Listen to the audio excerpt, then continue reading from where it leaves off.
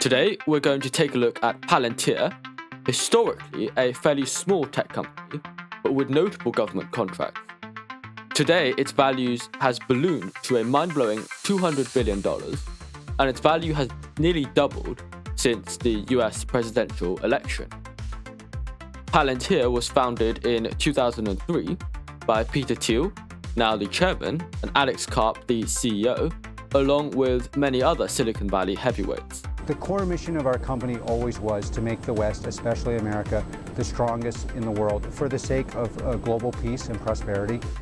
Now, interestingly, the company was named after the Seeing Stones in The Lord of the Ring, which I certainly didn't know.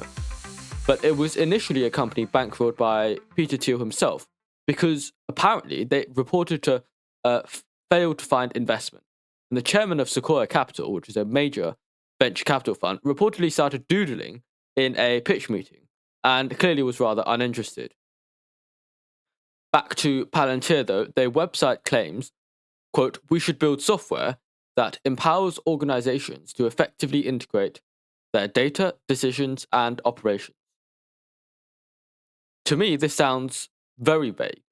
And to an extent it is, because they provide a platform for data to be integrated and analyzed, and for decision makers to be able to make better informed decisions, which I feel like if you're a decision maker, you should be aiming to do that anyways.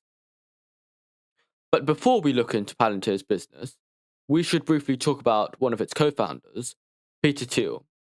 Peter Thiel was one of the PayPal mafia, and he is a serial entrepreneur.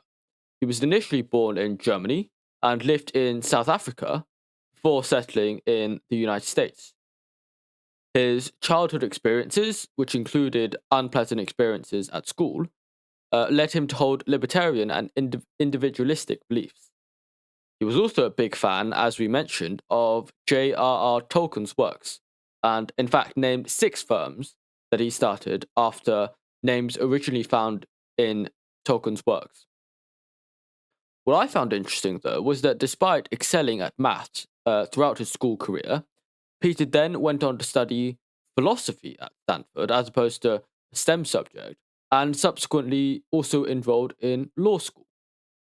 So I think briefly, Suresh, I'd like to discuss about liberal arts versus STEM. And in fact, we see a lot of people who could excel at both, but often, especially in the modern day, because of societal pressures or what is usually portrayed by the media, they often choose STEM as opposed to liberal arts. But actually, we see people from liberal arts backgrounds who may also be able to do STEM, but they're frequently able to excel in fields which are completely irrelevant to what they have studied. I mean, if you look at Peter Thiel, for example, and the stuff he's done, how much maths has he really used beyond, beyond the maths you'd learn at the age of, say, 16? I imagine it's not very much.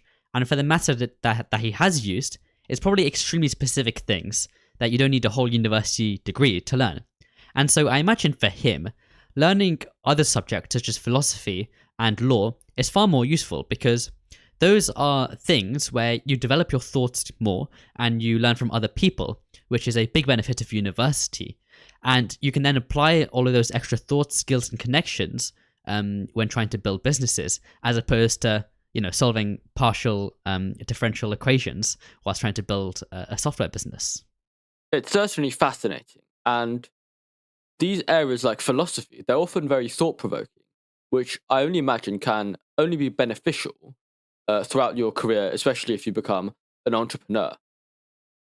But Peter Thiel became a lawyer before trying to capitalize on the dot-com boom and launching his own venture capital fund, which initially actually lost money after he invested in a friend startup and subsequently failed. But then he co-founded PayPal, and he remained the CEO of the company until its eventual sale to eBay for $1.5 billion, which actually, even though this was over 20 years ago, it still seems like relatively little to me, given the fact that these days these companies are worth much more than that. Back to Palantir, though, it can be very difficult to understand what they actually do, but they offer a couple of services. These include Gotham, which is used by governments and the military. It's been involved in high-stake missions like tracking down Osama bin Laden and disrupting terrorist networks. We work hand in hand with most of the special operators in the Western world. We work hand in hand with most of the clandestine services. We're in over 40 countries. Foundry, on the other hand, is for businesses as well as civilian arms of the government. It helps companies like Airbus and BP optimize supply chains, improve manufacturing, and even fight fraud. It also helped the NHS deal with the vaccine rollout in the COVID-19 pandemic.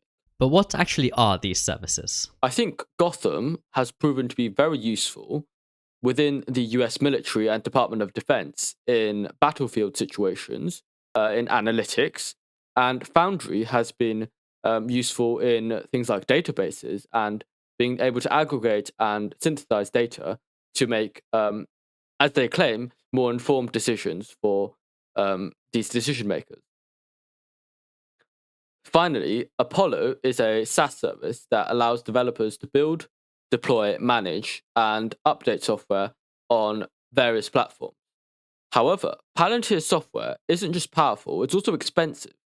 Government contracts can run into the hundreds of millions, and commercial clients also pay top dollar for access to its tools.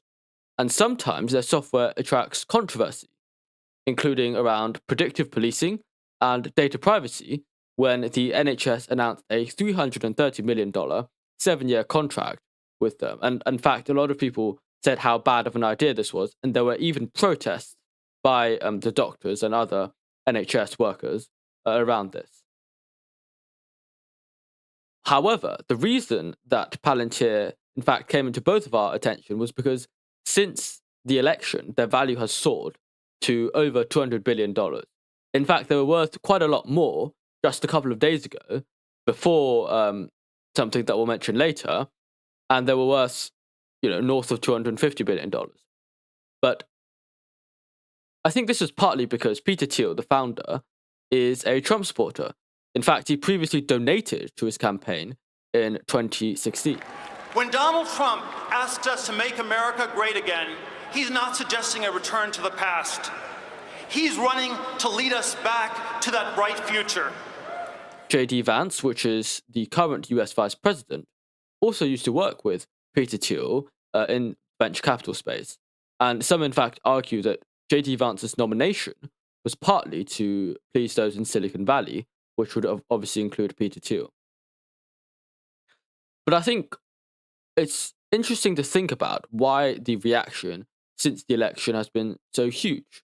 Perhaps they saw the close relations between Peter Thiel and Donald Trump as a sign that Palantir could get more business with the US government.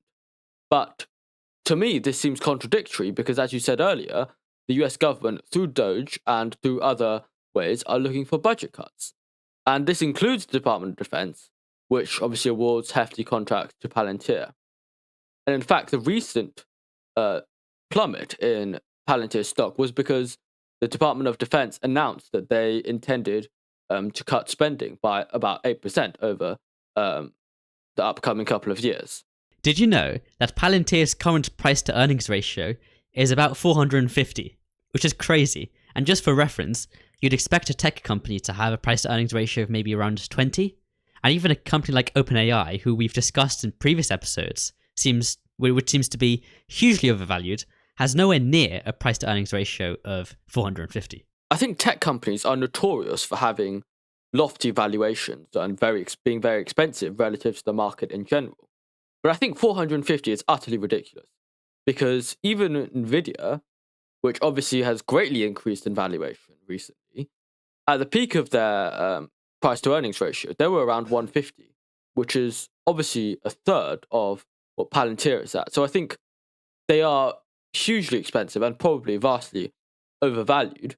And as we said, even though there were factors like Peter Thiel's close relationship with Donald Trump, I think the hype around it was greatly exaggerated. And I think certainly we'll see a significant correction in the near future. Palantir is one of those companies where the stock price doesn't seem to really depend on anything related to its company health or financials, but instead is related to a couple of key figures, almost like Tesla, for example, and how their stock price is very much tied to Elon Musk and what people think of Elon Musk at a given point in time. And I just wonder how this phenomenon occurs, right? What has to happen for a company to be so tied to a couple of executives? I think the reality is no one quite knows the answer to that. Otherwise, we'd be very wealthy indeed. But Tesla is certainly another example where there's almost a cult-like following around Elon Musk, and they're valued, quite expensively, considering that at the moment they're just building cars. But perhaps we can explore that in a future episode, in fact. Palantir is a company with advanced software, solving real problems and strong growth, yet its valuation almost seems completely detached from reality. Perhaps its famous founder, Peter Thiel, who has strong ties with the US president, has distorted people's perception of the company. Ultimately, we will have to see if the volatility in the markets is a sign of lasting growth or a spectacular bubble about to pop.